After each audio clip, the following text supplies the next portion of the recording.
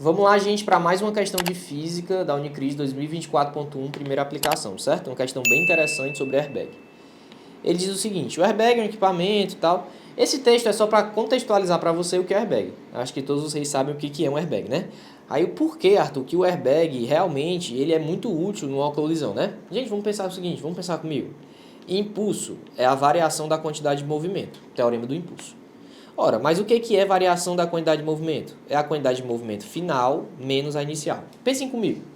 Um carro sem e um carro com airbag. Você concorda que em uma colisão, no fim, o carro vai parar, ele estando sem ou com airbag? Ou seja, a quantidade final que ele vinha, que ele vai ficar, né, é zero. Ele estando sem ou com airbag. E a quantidade de movimento inicial que ele tinha antes da colisão, com ou sem airbag, era a mesma, porque ele vinha com uma velocidade tal e tinha uma massa tal. Moral da história: se a quantidade final, estando sem ou com airbag, é a mesma, e a quantidade inicial também é a mesma, significa dizer que todo esse lado da equação é um valor fixo, ou seja, um valor constante. Então, o impulso ficou igual a um valor constante, porque ou sem ou com airbag, a quantidade de movimento final e inicial é a mesma. Só que o que é impulso? Impulso é força vezes tempo. Então, a força vezes o tempo tem que dar um valor constante. Gente, bora pensar. Se a força multiplicada pelo tempo tem que ser constante, pense comigo.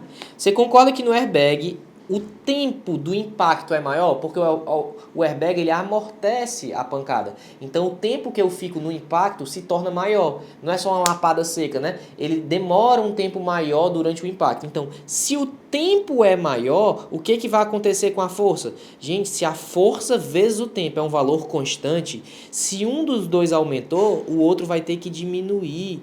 Se o produto de duas grandezas é uma constante, se um aumentou, o outro tem que diminuir para manter constante.